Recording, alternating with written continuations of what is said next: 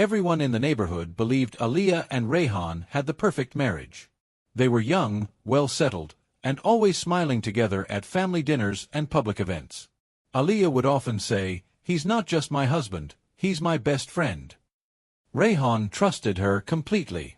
He never questioned where she went, never doubted her intentions. But behind closed doors, something dark was growing. Rayhan had inherited a large property from his late father, land, jewelry, and cash that was now all under his name. Aliyah knew this. And slowly, love began to fade, replaced by greed. It started small. She began hiding money, deleting messages, faking smiles. But Rayhan, innocent and madly in love, never saw the signs. Until one evening, he came home with a headache, and Aliyah offered him tea. She watched him drink it, slowly, sip by sip. And then, his breathing changed. His hands trembled. His heartbeat slowed. Rayhan collapsed to the floor, eyes wide open in confusion, staring at the woman he loved. Aliyah screamed, cried, and called the neighbors.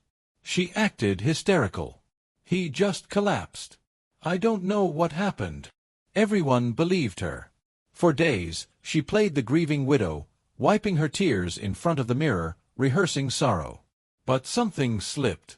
During the funeral, a neighbor saw her smiling while checking her phone. And later, police discovered search history on her device. How much poison to kill someone slowly? Signs of cyanide in tea. She was arrested 2 weeks later. The autopsy confirmed it. Rayhan had been poisoned. By the woman who claimed to love him. By the hands that once held his. She wasn't crying anymore. At first, Aliyah held her ground. She denied everything. "I didn't kill him," she said through forced tears. "He had heart issues. Ask his doctor." But Rayhan's doctor shook his head at the investigation team. No heart problems. In fact, he was healthier than most people his age. The lie began to crack. Detectives searched her phone again. Along with poison-related searches, they found deleted texts, conversations with a man named Samir. Aliyah had told everyone he was her cousin. But the chats revealed another truth. "Once he's gone, it'll just be us. He's getting suspicious. I have to do it soon." Samir had disappeared the night Rayhan died. His number was no longer active. Police now had a new suspect, the man she was willing to kill for. The media caught wind. Headlines flooded the news. "Wife poisons husband for secret lover. He loved her. She chose murder." But it wasn't just the public who wanted answers.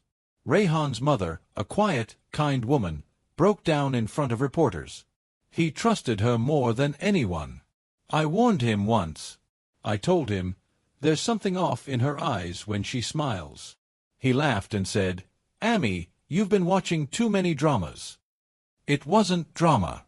It was real. And it was deadly." 2 months later, the trial began. The evidence was overwhelming. The poison traces, the deleted messages, the motive, the betrayal. Still, Aliyah remained expressionless in court. No remorse. No tears. When the verdict was read, guilty of premeditated murder, she looked up at the judge and whispered, "He made me feel invisible. I just wanted someone to see me." But Rayhan had seen her, loved her, trusted her. And she destroyed that trust in the quietest, cruelest way. After the guilty verdict, Aliyah was sentenced to life imprisonment without parole. As the courtroom emptied, Rayhan's mother stood at the back, silently watching Aliyah being led away in handcuffs. No words. No anger. Just a quiet grief that could never be repaired. Aliyah never cried. Not once. But prison has a way of stripping away illusions. The concrete walls don't care about beauty or charm. There are no designer dresses, no selfies, no attention, just silence, discipline, and the crushing weight of time. Inside her cell, she would sometimes stare at the ceiling for hours. The prison therapist noted in her report, "The subject displays signs of narcissistic detachment. Shows no guilt. Only a sense of loss of control." At night, she would whisper his name. Rayhan. Some nights she would dream of the garden where he proposed, white lights, music, laughter. In the dream, she'd say yes all over again. And every time she woke up, reality slapped her with the truth. She had murdered the only man who truly loved her. Meanwhile, outside the prison, Rayhan's story became national news. Documentaries were filmed. Podcasts were launched. People debated her intentions. Was it greed? Was it manipulation? Was it a cold-blooded plan from the start? But the public had made up its mind. She was evil. A snake with a smile. Still, some said she wasn't born that way, that maybe she broke over time. That maybe, behind her flawless makeup and perfect marriage, lived a broken woman, hollowed out by insecurity and loneliness. But that never changed the truth. 5 years later, Aaliyah became a ghost within the prison. Quiet. Still. Never engaging. She didn't talk to inmates. She didn't write letters. She didn't read books. One day, a social worker tried to speak with her.